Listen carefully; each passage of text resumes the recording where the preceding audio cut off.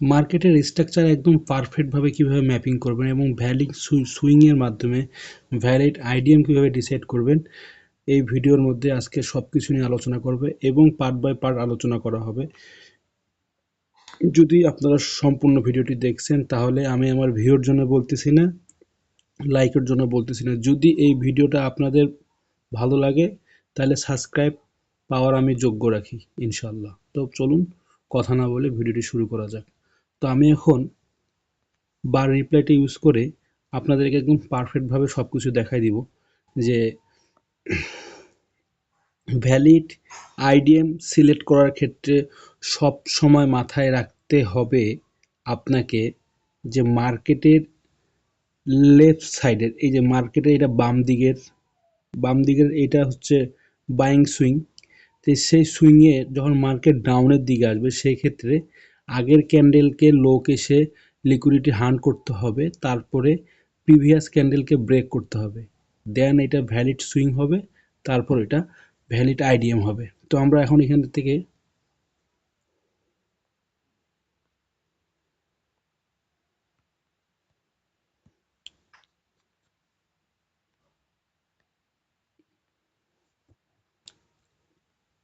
তো এইখানে আমাদের ভ্যালিড সুইং হচ্ছে যেটা দেখেন, মার্কেট ডাউনে আসার আগে এর উপরে লিকুইডিটি হান্ট করে তারপর কিন্তু ব্রেক করছে, সেক্ষেত্রে আমাদের এটা এখন আইডিএম হবে।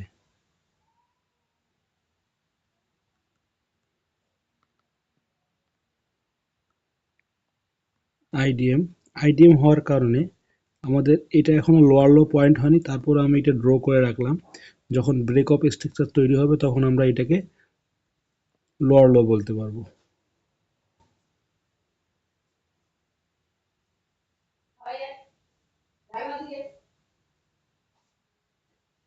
দেখেন এতটুকু জায়গার ভিতরে কোথাও কিন্তু আপনার ভ্যালিড আইডিএম তৈরি হয়নি।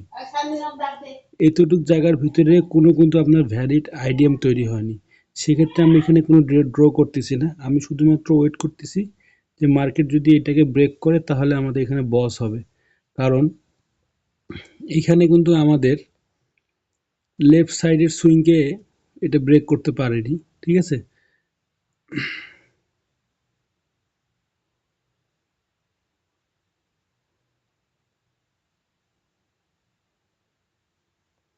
এখন এখানে আমাদের ব্রেক অফ স্ট্রাকচার তৈরি হয়েছে, বস বস হয়ে যাওয়ার পর আমাদের এখানে তৈরি হয়েছে এটা হায়ার লো।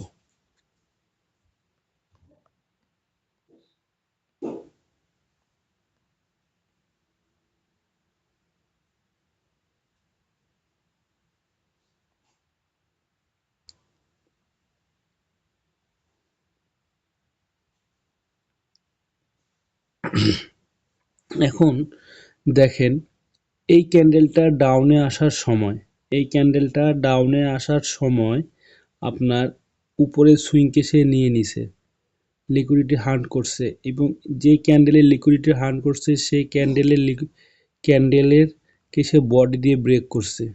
এটা হচ্ছে সুইং এর ক্ষেত্রে প্রযোজ্য, ভ্যালিড সুইং এর ক্ষেত্রে, আইডিএম এর ক্ষেত্রে না।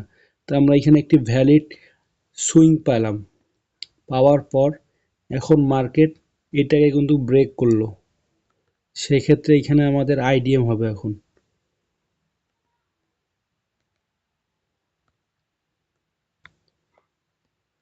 আইডিএম এবং আইডিএম হওয়ার পর আমাদের লোয়ার লো পয়েন্ট হবে এটা।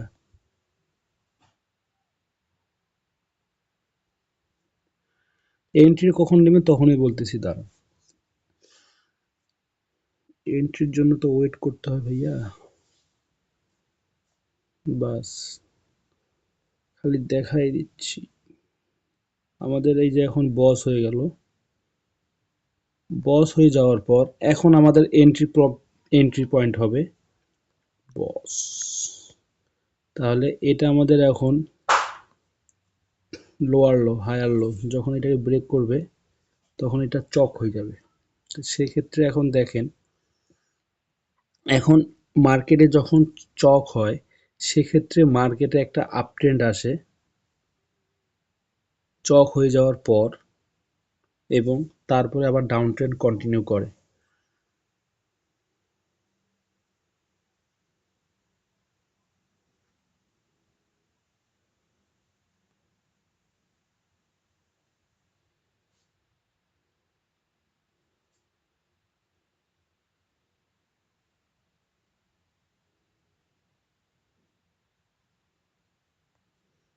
এই যে আমাদের এখন চক পয়েন্টকে সে আপনার চক করছে মার্কেটে এখানে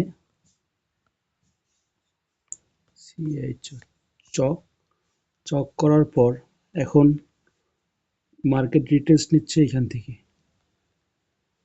অর্ডার ফেয়ার ভ্যালু ব্যাক এবং তার সাথে আমাদের একটি মার্কেটে অর্ডার ফ্লো আছে যেটাকে মার্কেট ট্যাপ করার জন্য নিচে নামছে। এই দুটো কনফার্মেশন। এখন আমরা এখান থেকে বাইরের দিকে সেট আপ নিব। আমাদের এসএল রাখবো হচ্ছে এর নিচে এবং আমাদের টার্গেট রাখবো এইখানকার একটা অর্ডার ব্লক আছে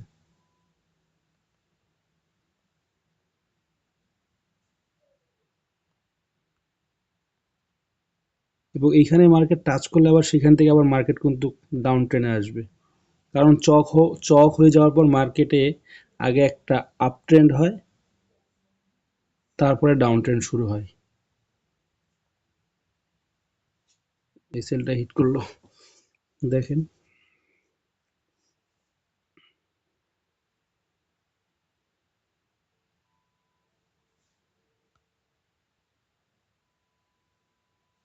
এই দেখেন ওই অর্ডার ব্লকটাকে টাচ করার পর রানিং মার্কেট এখন এখান থেকে নামা শুরু হয়েছে।